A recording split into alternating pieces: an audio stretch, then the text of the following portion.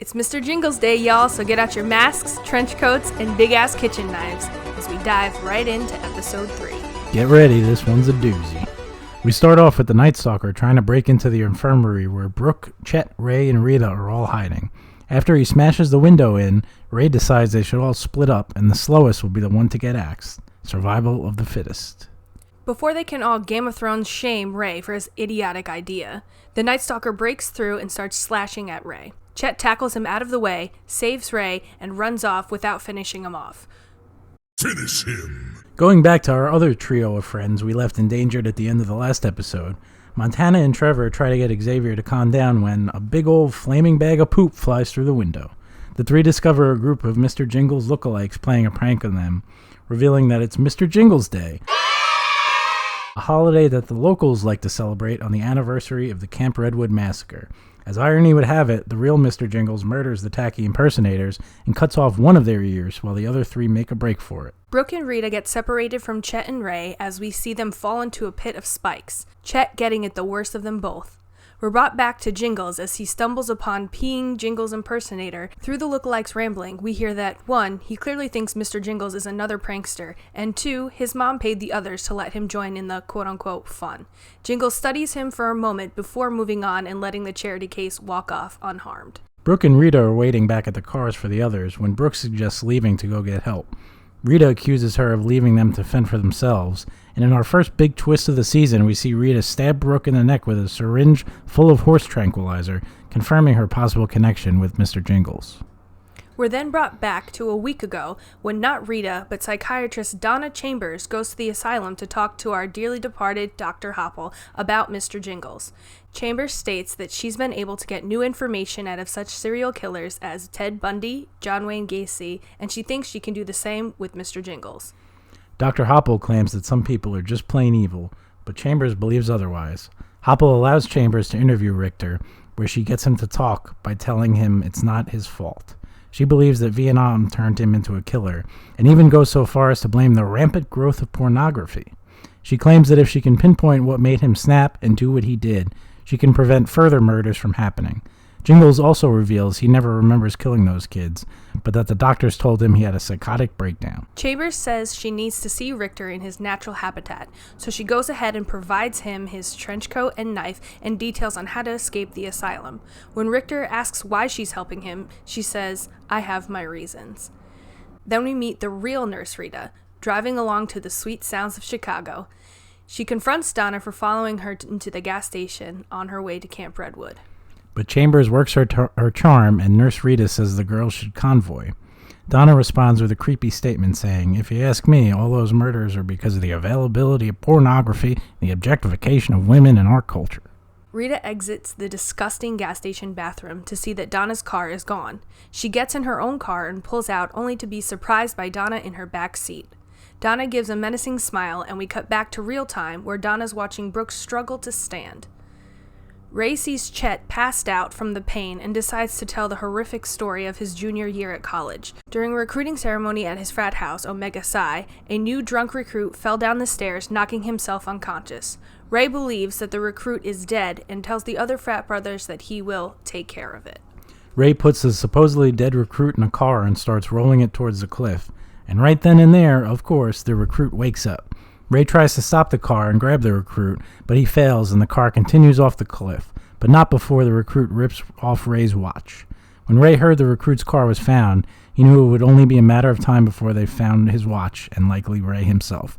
So he dropped out of school and went to work at a hospital, which he mentioned in episode 1. When Ray realizes Chet was awake and heard the entire story, he decides to climb out of the pit and leave Chet to die. Not the best look for Ray, once again. Now back to Trevor, Montana, and Xavier, where they argue about saving Margaret and Chef Birdie when they hear Mr. Jingle's keys. They hide in the boathouse where they find the real Nurse Rita. They untie Rita and try to keep her quiet, but she screams and crawls out only to come face to face with Mr. Jingles. He graciously shuts her up by stuffing a boat paddle down her throat. Trevor, Montana, and Xavier run into Ray, who tells them a lie about how he lost Chet when they were running away from the Night Stalker. The three tell Ray about the real Nurse Rita and saving Chef Birdie and Margaret. Trevor gives Ray his keys to his motorcycle and tells him to go with Montana to the call box down the road to call the police. Trevor and Xavier continue back for Chef Birdie and Margaret when they come across Chet. Xavier climbs in and saves him, and they learn that Ray left Chet to die. They hear Mr. Jingle's keys and pull Chet to the side to hide from him. In some adrenaline rush, Trevor charges Mr. Jingles and pushes him into the pit of spikes, realizing afterwards that our Mr. Jingles was actually the sad sack prankster that Mr. Jingles let go earlier. Montana and Ray race to the parking lot where they get confronted by the Night Stalker. Ray takes off in the motorcycle, a reoccurring theme in this episode, leaving Montana high and dry. Ray finally gets what's coming to him when Mr. Jingles swings and hits a Babe Ruthian home run, knocking Ray's head clear off his body and right out of the park. We close out the episode with another huge twist as Montana comes face to face with the Night Stalker. She pulls him in for a lengthy kiss and then says, "Why the hell haven't you killed her yet?" Welcome back to episode 3 recap and breakdown. Break it down. A lot of good twists this episode, man. Yeah. Break it down. Yeah, there were some good twists. It was a good one. It was the good one. The plot thickens. The plot thickens. We had some of our theories come true. Yeah. I mean, we suspected a couple characters seemed to be up to no good. Yeah. And Nurse Rita, who we learn isn't Nurse Rita, it's Donna Chambers. Mm-hmm. You actually called it out. Like, we saw Mr. Jingles go after her in episode 2, but like then they cut away and then she supposedly escaped him. It was pretty suspect. Did she? Yeah. So we knew something was going on there. And we learned this episode that there was, in fact. She's psychotic herself. Yeah. Even though she's a psychiatrist. Yeah. But she's led, same with Margaret, she's led by these beliefs.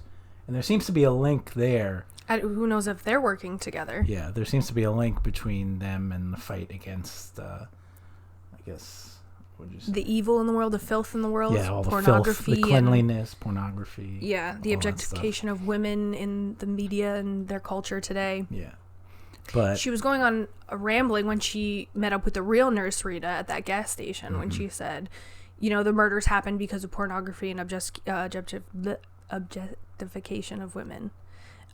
Which was like around the same things that Margaret was saying in the first episode, when she was saying she stood beside Charles Keating in his fight against Larry Flint, who was a famous pornographer. So. Yeah, they seem to be in line on their beliefs. I'm not sure if they're working together yet, but they're in cahoots in some way.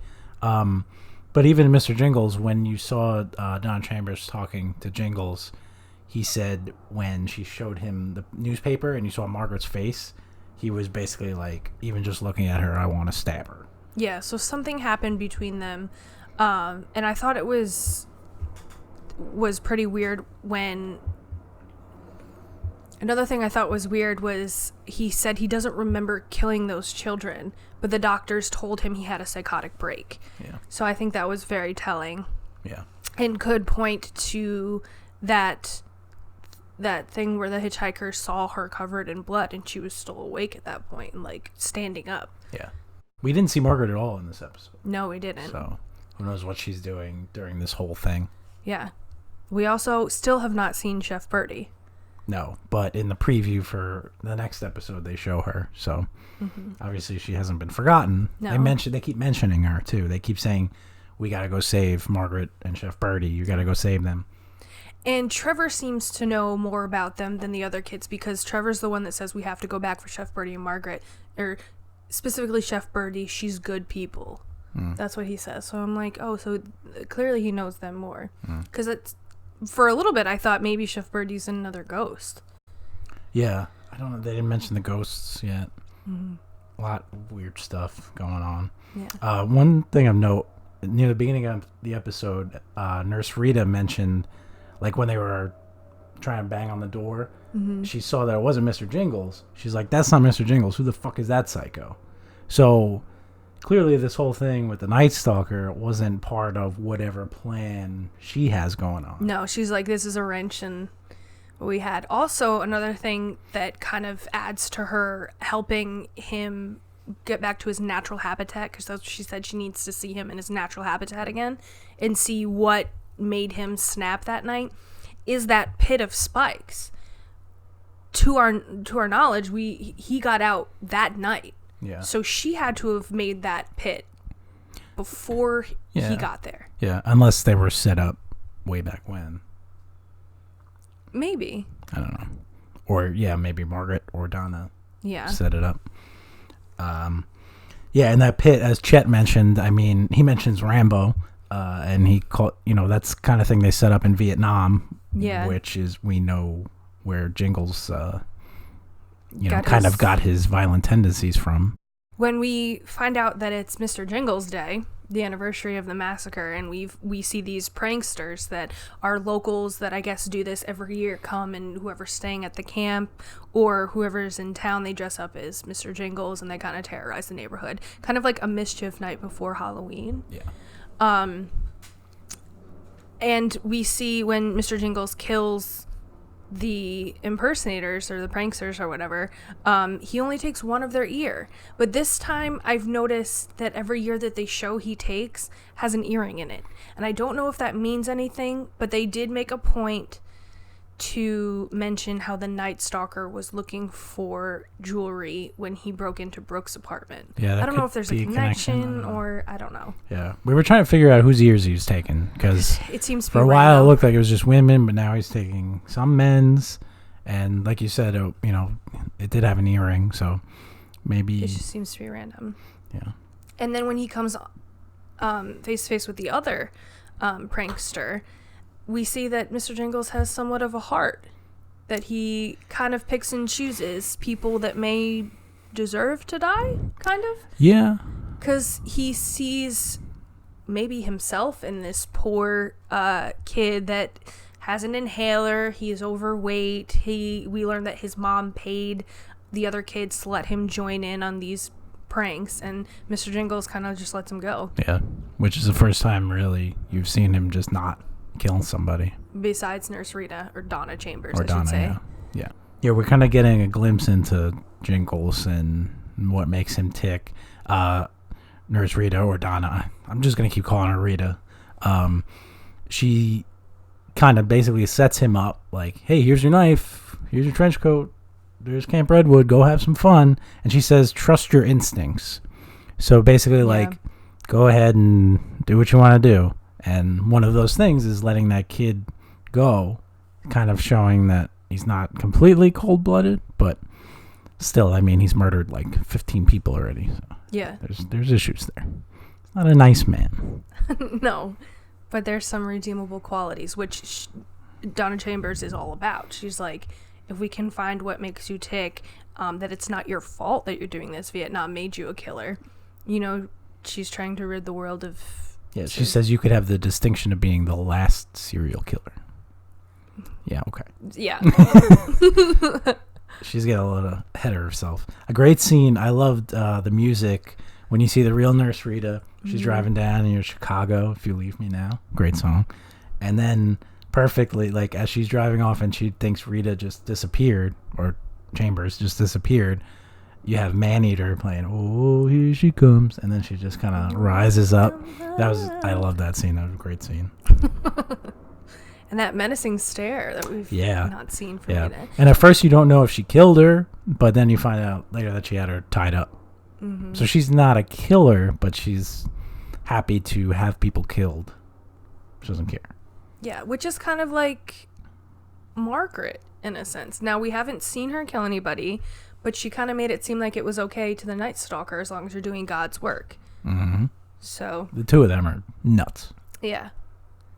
I just want to mention that amazing scene because the amazing scene where Ray gets his head pelted off, phenomenal. Because the whole time you're like, all right, Ray's like, first of all, let's split up the four of us. Well, this whole episode, Ray was just the worst. He was the worst. Like, you just found out that he's a complete moron who only cared about himself. Yeah.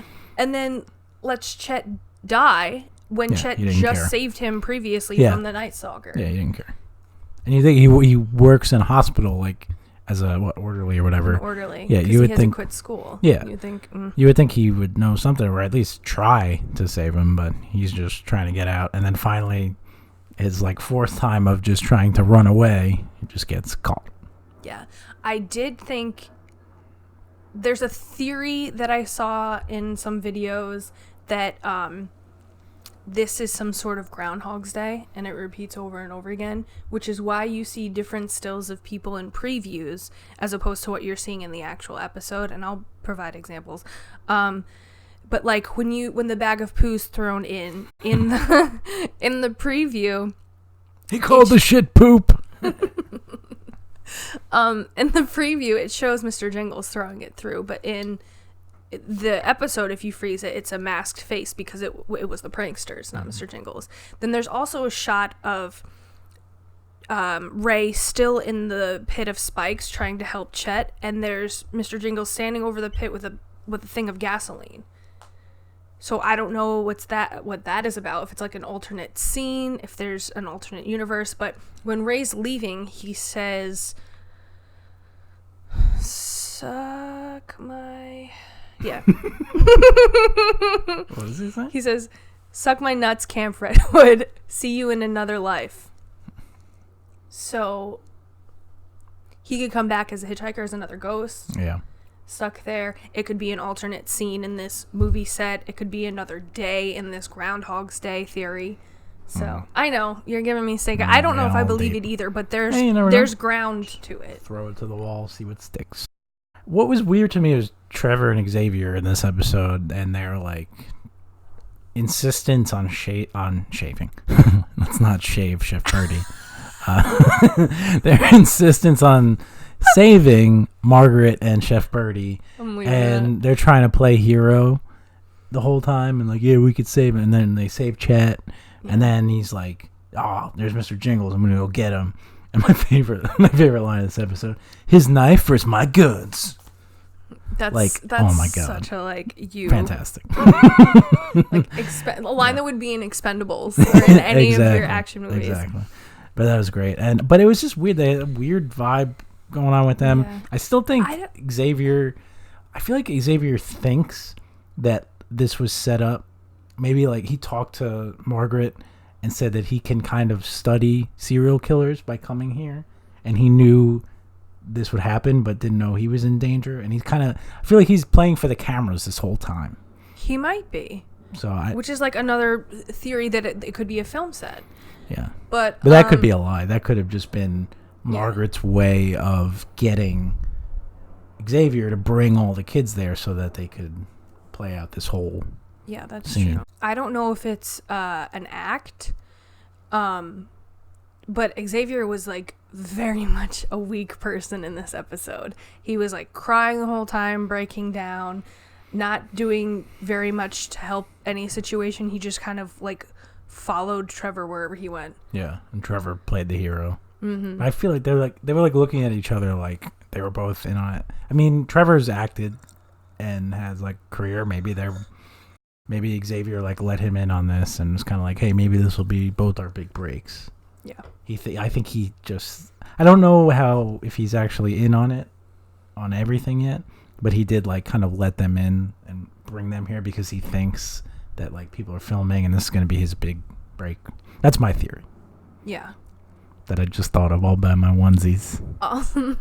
Also, trauma is like a big theme in this episode. Even Margaret says, all you need is God and trauma.